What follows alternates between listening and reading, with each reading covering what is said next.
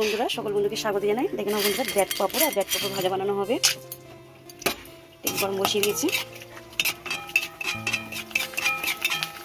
চাট মশলা, চিনি গুঁড়ো করে নেবো, চাট মশলা দেবো, লঙ্কা গুঁড়ো দেবো, দিয়ে ভালো করে মাখানো হবে।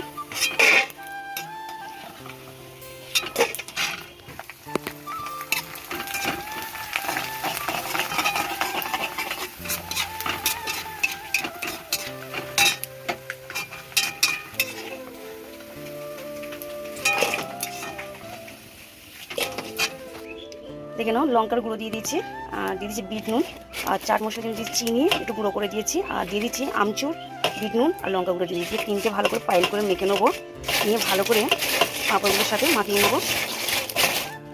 দেখে নাও বন্ধুরা, আর উপর থেকে হালকা করে দিয়ে দিয়েছি ফুচকার মশলা। দেখো, দোকানের স্বাদে পাপড় ভাজা হয়ে গেছে, কমপ্লিট হয়ে গেছে, নামিয়ে